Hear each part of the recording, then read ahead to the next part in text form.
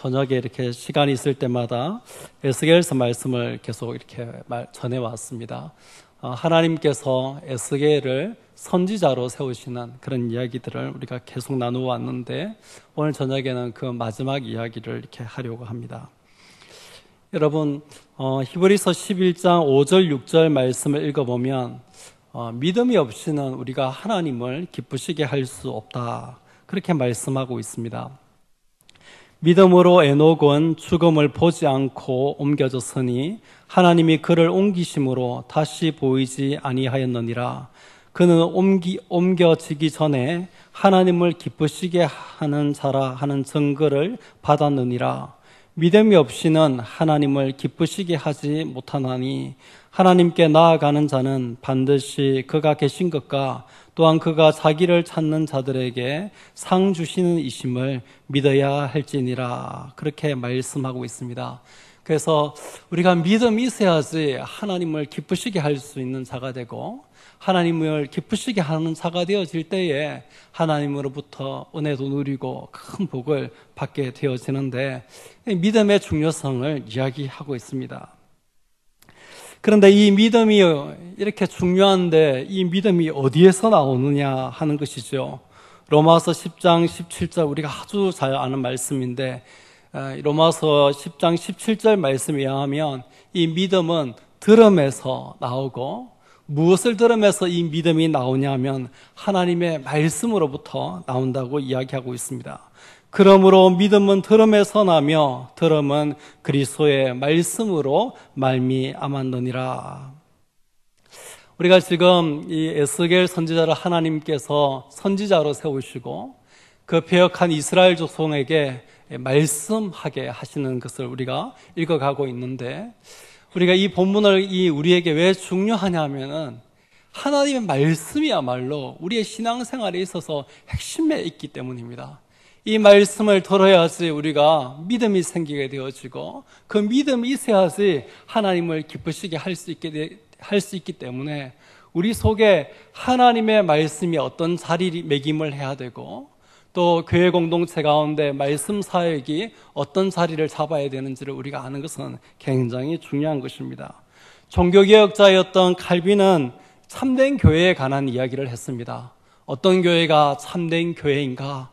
중세의 그 타락한 교회 가운데 종교개혁을 통하여서 정말 성경적인 교회, 바른 교회, 참된 교회를 세우고자 했던 칼빈이 이야기하기를 참된 교회를 알 수 있는 세 가지 표징이 있다고 그랬습니다. 첫 번째가 하나님의 말씀을 바르게 전파하는가 하는 것입니다. 두 번째는 성례를 바르게 시행하는가 하는 것이고, 세 번째는 근징을 신실하게 시행하는가, 이 세 가지 기준을 가지고 참된 교회를 분별할 수 있다, 종교개혁자 칼빈은 우리에게 가르쳐주고 있습니다. 참된 교회인가 참된 교회가 아닌가 이야기할 때에 하나님의 말씀이 어떻게 선포되어지고 있는가 하는 것이 그 교회가 참된 교회인가 아닌가를 결정하게 되어집니다. 우리가 잠깐 여기에서 조금 먼저 좀 적용하고 넘어가야 되겠는데, 여러분, 참된 교회에 대한 여러분 사모함이 있으십니까? 참된 교회에 대한 사모함을 회복할 수 있는 저와 여러분 될 수 있기를 바랍니다. 요즘 사람은 어떠면 큰 교회를 이야기해요. 큰 교회, 화려한 교회, 더 세련된 거, 이런 걸 자꾸 이야기하는데, 언제부터인가 이 성경이 가르치는 것처럼 바른 교회, 참된 교회에 대한 관점이 없어지고 참된 교회를 찾아가는 그런 마음이 없어진 것을 보게 되었습니다. 하나님의 말씀이 바르게 선포되어지고, 성례가 정당하게 시행되어지고, 근징이 신실하게 시행되어지는 그런 참된 교회를 찾는 그런 성도님들이 되시기를 바랍니다. 우리가 교회를 이렇게 다 교회에 속해 있고 교회를 세워가는데, 우리가 열심히 전도하고 복음 전해서 교회를 성장하고 부흥시켜 가야 되겠죠. 교회가 커지는 게 중요한 것이 아니라 이 지역에 믿지 않는 사람들이 구원받아서 우리와 같이 이 은혜를 누리게 하는 일이 너무 중요하기 때문에 우리가 최선을 다해야 되겠죠. 그러나 그만큼이나 우리가 관심을 가져야 되는 것이 이 교회가 하나님 보시기에 참된 교회인가 참된 교회가 아닌가, 주님 보실 때에 칭찬받을 교회인가, 칭찬받지 못할 그런 교회인가, 이 교회가 주님이 기지를 할 때에 알곡으로 가득한 교회인가, 아니면 죽정이로 가득한 교회인가, 우리가 분별하는 그런 마음을 가지고 교회를 하고 교회를 세워갈 수 있는 저와 여러분 될 수 있기를 바랍니다.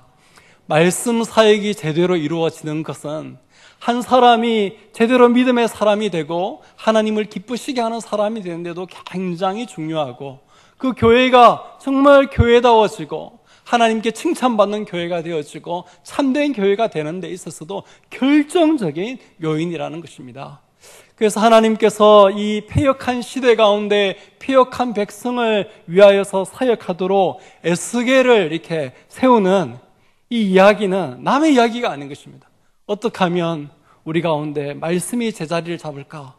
어떻게 하면 우리 가운데 말씀 사역이 제대로 세워질 수 있을까? 어떻게 하면 내가 하나님 말씀에 제대로 반응할 수 있을까 하는 이것은 우리의 신앙에 있어서도 결정적이고 우리 교회 공동체에 있어서도 결정적이기 때문에 우리가 주의를 기울여서 이 말씀 앞으로 나아갈 수 있기를 바랍니다. 오늘 이 본문에서 하나님께서 에스겔을 이스라엘 백성의 이 선지자로 세우시면서 특별한 용어를 하나 사용하셔서 에스겔을 세우시고 있는 것을 보게 되었습니다. 여러분 17절 말씀을 우리가 같이 한번 보겠습니다. 17절 인자야, 시작. 인자야, 내가 너를 이스라엘 족속의 파수꾼으로 세웠으니 너는 내 입의 말을 듣고 나를 대신하여 그들을 깨우치라. 그렇게 이야기하고 있습니다.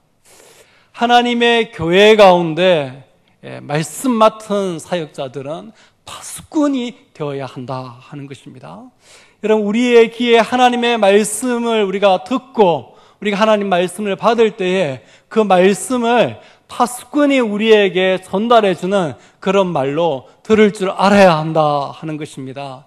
여러분, 파수꾼이 좀 우리에게 익숙한 말이 아닌데 요즘 우리에게 익숙한 말로 하면 이게 경계병입니다. 그죠? 군대에서 이런 말이 있죠. 작전에 실패한 지휘관은 용사가 돼도 경계에 실패한 지휘관은 용사가 되지 않는다. 왜냐하면 경계를 잘못 서면 한번 제대로 전투력도 발휘해보지 못하고 지기 때문에 항상 기습을 당하지 않도록 항상 경계를 서는 걸 아주 중요하게 생각하고, 또 경계병에게는 특별한 어떤 근한을 주어서 그 경계 중에 실수하는 일이나 이런 일들에 대해서 특별한 보호를 하는 것을 보게 되었습니다.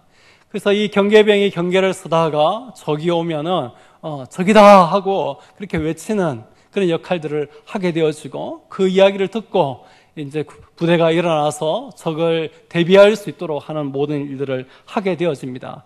이 경계병들이 경계를 쓰다가 적을 제때 발견하고 사이렌을 울리든지 여러 가지 방법으로 적이다 하고 알려주는 역할을 하지 못하면은 경계병도 참 그 임무를 다하지 못해서 엄한 중책을 받게 되어지겠지만은 경계병 개인의 문제가 아니라 그 부대 전체가 그 가지고 있는 역량과 전투력을 한 번도 사용해보지 못하고 무너지게 되어지는 그런 뼈아픈 패배를 당하게 되었습니다. 사랑하는 성도 여러분, 우리가 하나님 교회 가운데 말씀 선포가 바로 이런 경계병과 같은 그런 자리에 있는 것을 여러분 믿으시기를 바랍니다. 여러분, 예배 가운데 우리가 말씀 받을 때에 그 말씀을 가벼이 받을 이야기가 아니라는 거죠. 말씀을 우리에게 전달하는 사람은 파수꾼, 바로 경계병이 적이다 하고 우리에게 외쳐주고 경고해주고, 우리가 그것을 듣자마자 즉시 일어나서 반응하지 아니하면 큰 화를 당하게 되어지는 그런 메시지인 것입니다. 여러분, 저와 여러분 가운데 하나님의 말씀을 받을 때에 이렇게 받을 수 있는 은혜가 있기를 바랍니다. 말씀을 받을 때 우리가 깨어있으면서 이렇게 받아야 되는데, 보면 어떨 때는 한쪽 귀로 듣고 한쪽 귀로 흘릴 때도 있고, 어떨 때는 말씀을 들어도 무감각하게 무덤하게 들을 때도 있고, 어떨 때는 우리의 귀에서 말씀을 거부하면서 말씀을 내치면서 그렇게 말씀을 들을 때도 있는 것을 보게 되어집니다. 여러분, 그러면 안 됩니다. 그러면 안 됩니다. 하나님께서 에스겔을 세우실 때에 파수꾼, 경계병으로 세우셨습니다. 에스겔이 입을 열어서 그 백성을 향해서 말하는 것, 선지자가 입을 열어서 그 백성을 향하여서 하나님의 말씀을 선포하는 것은 경계병이 깜깜한 밤에 경계를 쓰다가 적이 쳐들어오는 것을 보고 적이다 하고 외치는 소리와 같이 우리가 듣고 반응해야 되는 것을 깨닫는 저와 여러분 될 수 있기를 바랍니다. 우리가 이 본문 말씀을 통해서 크게 받아야 할 교훈이 바로 이것인데, 이런 의미에서 오늘 이 본문에서 하나님의 말씀을 우리가 듣는 것, 하나님의 말씀을 전하는 것은 생명의 문제다, 생명이 걸린 그런 일이다 하는 교훈을 이 말씀에서 우리가 받게 되었습니다. 말씀을 듣는 자에게도 이 말씀을 우리가 들었느냐 못 들었느냐, 이 말씀을 듣고 우리가 반응하느냐 반응하지 못하느냐, 이 말씀을 듣고 우리가 순종하느냐 순종하지 못하느냐는 생명이 걸린 문제고, 말씀을 전달하는 사람도 이 말씀을 내가 전달하느냐 못하느냐는 생명이 걸린 문제인 것을 오늘 이 성경 본문이 가르쳐 주고 있습니다.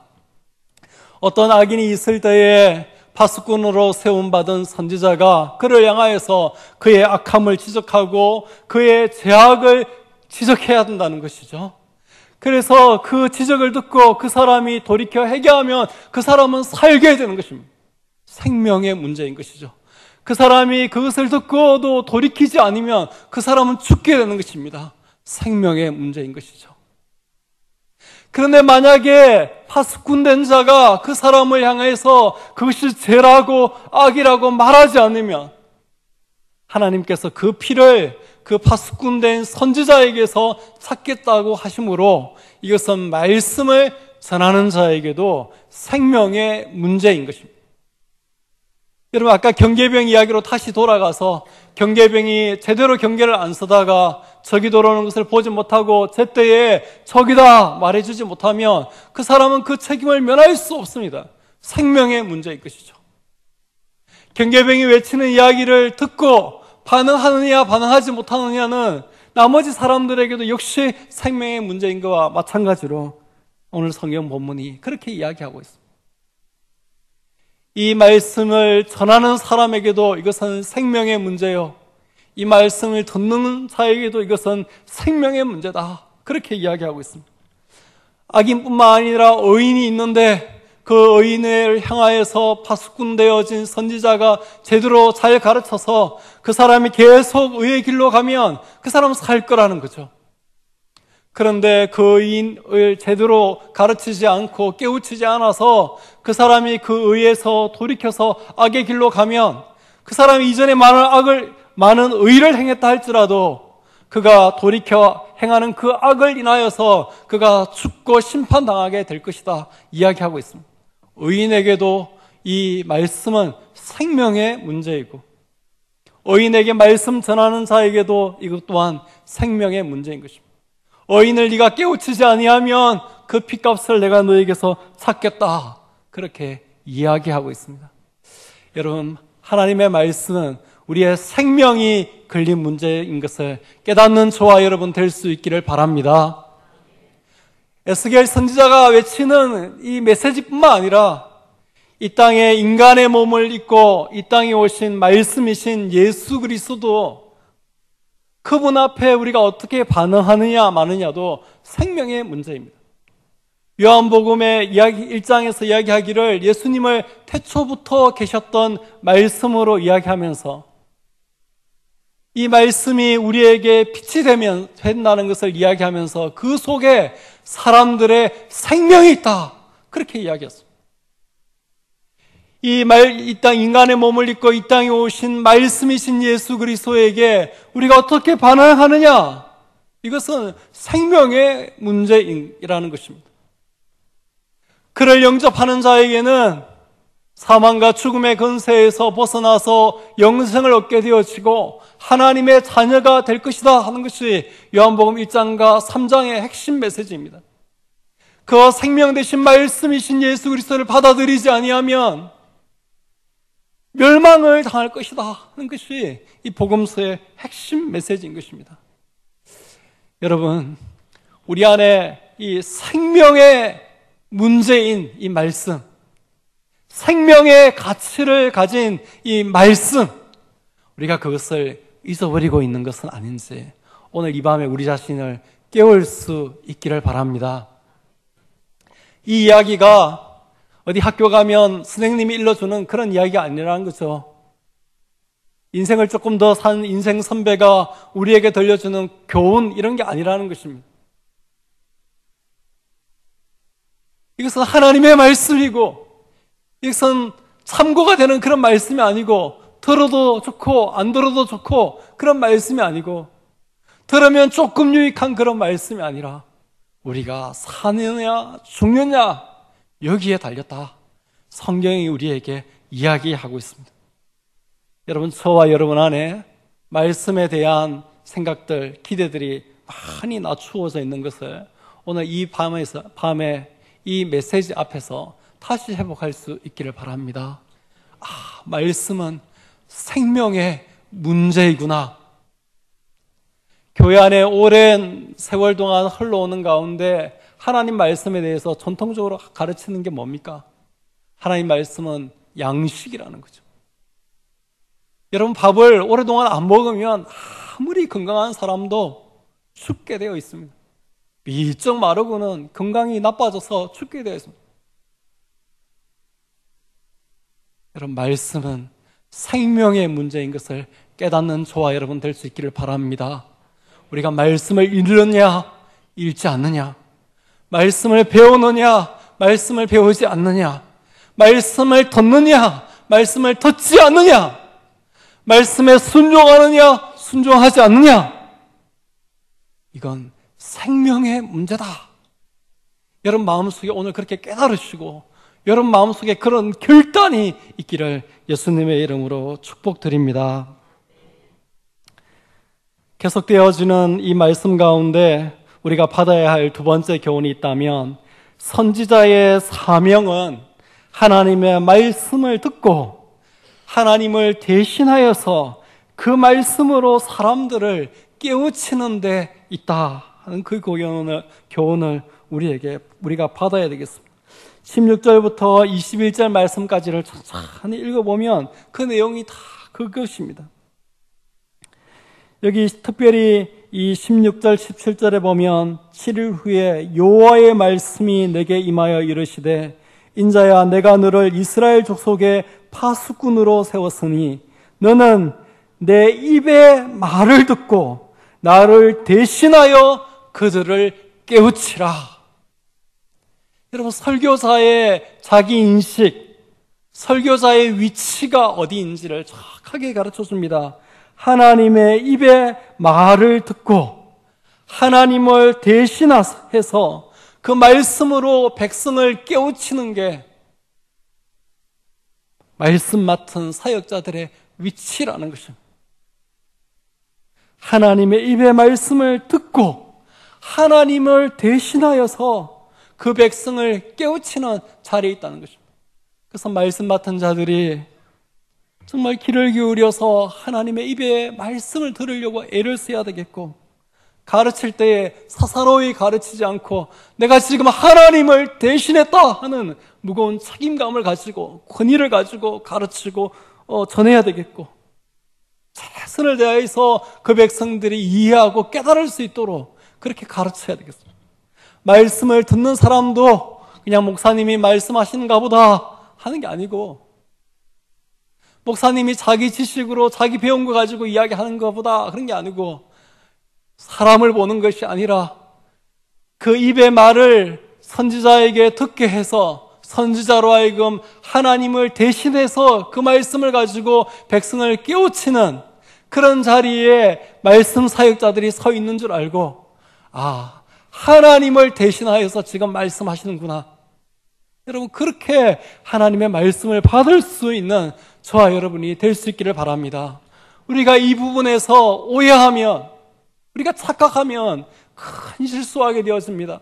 말씀 사역자가 이걸 착각하게 되어지면 큰 실수하게 되어집니다. 생명이 걸린 문제를 사사로이 가볍게 하게 되어집니다. 말씀을 듣는 사람도 이걸 오해하고 착각하면은 자기의 생명이 달려있는 문제를, 자기의 영혼이 달려있고 영생이 달려있는 문제를 함부로 하는 그런 일이 되어집니다. 여러분 꼭 이것을 기억하시기를 바랍니다. 하나님의 입의 말을 듣고 하나님을 대신하여서 지금 나를 깨우치는구나, 나를 경책하고 경계하고 근면하는구나 하고 그렇게 받을 수 있어야 되겠고, 말씀을 가르치는 사람, 말씀을 전하는 사람은 자기 이야기가 아니라 하나님의 말씀을, 하나님을 대신하여서 그 백성이 알아들을 수 있도록 깨우치는 그런 걸 분명하게 인식하고 말씀 사역을 감당해야 되겠습니다. 여러분, 우리 대한교회 가운데 이렇게 하나님의 말씀 사역이 이루어질 수 있도록 여러분 기도할 수 있기를 바랍니다. 우리 자신이 하나님 말씀 사역 앞에 이렇게 반응할 수 있기를 예수님의 이름으로 축복드립니다. 오늘 우리가 읽은 이 본문의 핵심 메시지가 여러분 이것입니다. 여러분, 왜 이렇게 이 하나님 말씀 사역에 대해서 이렇게 엄중하게 성경이 이야기하는 것일까요? 엄중하게 이야기하는 걸까요? 좀 그래도 부드럽게 이야기할 수 있을 텐데 왜 이렇게 엄중하게 이야기하는 걸까요?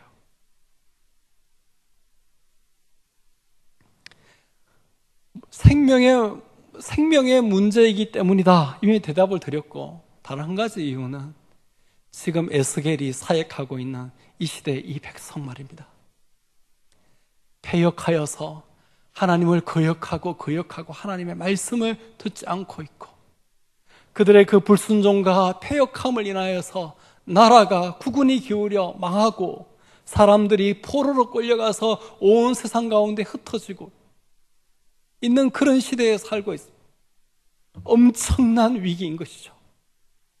그런데 엄청난 위기일수록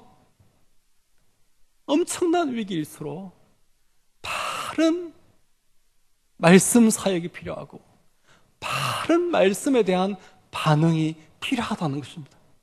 말씀이 아니면 그 문제를 돌파할 것이 없고, 말씀이 아니면 그 위기를 극복할 것이 없기 때문에 그 위기의 시대 가운데 하나님께서 선지자 에스겔을 세울 때에 이렇게 엄중하게 세우고 있는 것입니다. 엄중하게 경계해서 이 말씀 사역하는 선지자에게 반응할 수 있도록 그 백성을 가르치고 있는 것입니다. 여러분 어떻습니까? 여러분 개인적으로 인생에 혹시 위기를 만나지 않았습니까? 또 우리가 이 한국 교회를 볼 때에 교회 앞으로 교회 장래가 어떻게 될지 염려하는 그런 마음들이 들지 않습니까? 또 나라와 민족을 바라볼 때에 이 민족의 앞으로 장래가 장밋빛이 아니라는 거 우리가 다 직감하지 않습니까? 여러분, 이런 때일수록 하나님이 아니면 안 된다는 거 우리가 알아야 되겠고, 하나님이 우리를 인도해 주시는 거 아니면 안 된다는 거 알아야 되겠고, 우리가 하나님의 뜻을 알 수 있고 하나님의 인도하심이 무엇인지 알 수 있는 하나님의 말씀이 아니면 안 된다는 것을 깨닫고, 우리 자신들을 하나님 말씀 앞에 제대로 반응할 수 있도록 분명하게 세워야 되겠고, 주의 몸된 교회 가운데 이 말씀 사역이 바르게 설 수 있도록 여러분 기도할 수 있는 저와 여러분 될 수 있어야 되겠습니다. 여러분, 세상의 말이 이 민족을 살릴 수 있겠습니까? 세상의 사상과 철학이 이 민족을 살릴 수 있겠습니까? 세상의 그 어떤 이데올로기가 이 나라와 이 민족을 살릴 수 있겠습니까? 하나님 말씀 외에는 이 민족을 살릴 수 있는 길이 없는 줄 믿습니다. 그렇다면 우리가 하나님 말씀 제대로 세워가야 되지 않겠습니까? 우리 귀에 간지러운 이야기가 아니고 바른 하나님의 말씀, 정말 가감없이 바르게 대언되어지는 하나님의 말씀을 사모하는 마음, 그런 말씀을 즐겁게 들을 수 있는 그런 마음, 양심이 찔리고 가책이 되고 부담이 되고, 그렇지만 이 말씀이 내 영혼을 살린 줄 알고 이 말씀이 내 영혼의 암덩어리를 잘라내는 줄 알고 그 말씀 앞에 정말 고민하고 몸부림치면서 순종하고 나아갈 수 있는 그런 성도님들이 다 되시기를, 그런 우리 교회가 되기를 예수님의 이름으로 축복드립니다. 다른 교회만큼 재미있고 웃기고 그런 말씀, 세련되지 못한 말씀은 없더라도 정말 바른 하나님의 말씀이 있는 우리 대한교회 강단, 되도록 기도하고 그런 강단에서 흘러나오는 그런 말씀을 사모할 수 있는 성도들이 꼭 되어주시기를 부탁을 드립니다. 우리가 읽는 말씀 가운데 이 에스겔 시대에 이 백성들이 받았던 말씀하고 오늘 우리가 받는 말씀을 비교해 볼 수 있는 아주 멋진 구절 한 가지가 거기에 숨겨져 있습니다. 여러분 20절 말씀을 한번 같이 읽어보겠습니다. 20절 같이 읽어보겠습니다. 시작. 또 의인이 그의 공의에서 돌이켜 악을 행할 때에는 이미 행한 그의 공의는 기억할 바 아니라 내가 그 앞에 그치는 것을 두면 그가 죽을지니 이는 내가 그를 깨우치지 않음이니라. 그는 그의 죄 중에서 죽으려니와 그의 핏값은 내가 내 손에서 찾으리라. 지금 에스겔이 하나님의 율법의 말씀을 가지고 그 백성을 깨우치고 그 백성을 지금 깨우는데, 그 말씀이 뭐냐면은 너희들이 이렇게 하나님 앞에 불순종하고 악을 행하고 죄를 지으면 멸망할 거다, 심판당할 거다, 그렇게 이야기하고, 너희가 하나님의 말씀을 받고 죄에서 돌이키고 하나님 앞에서 의를 행하면 너희가 살 거다 하는 그런 메시지입니다. 전형적인 율법의 메시지죠. 그 백성 가운데 하나님 말씀을 따라서 바르게 사는 의를 행하다가도 그 의를 행하는 데에서 실패하고 넘어져서 다른 길로 가게 되었으면 그 앞에 행한 의가 다 소용없어지고 그들이 행한 의에서 돌이켜서 그들이 행한 그 죄와 악을 인하여서 멸망한다, 이 메시지거든요. 그런데 이스라엘 백성이 말입니다. 포로로 끌려간 강 가운데 이 율법의 메시지를 받고 그들의 영혼을 깨웠어요. 그들의 삶을 바꿨어요. 그래서 포로 귀환 시대가 되어지면 이스라엘 나라에 남아있던 사람들은 다 영적으로 이방인과 결혼하고 막 이렇게 해가지고 민족적 정체성도 신앙적 정체성도 다 잃어버린 잡족이 되어버리고, 포로에서 귀환한 사람들, 느헤미야와 함께 에스라와 함께 귀환한 그 사람들이 민족적 정체성도 가지고 신앙적 정체성도 가지고 돌아와서 그 땅 가운데 성벽도 재건하고 성전도 재건하면서 부흥의 역사를 만들어내고 있는 것을 보게 되어집니다. 오늘 이 본문에서 이야기하는 이 의는 행함으로 말미암는 그 의를 이야기합니다. 그들이 받았던 말씀은 율법의 말씀입니다.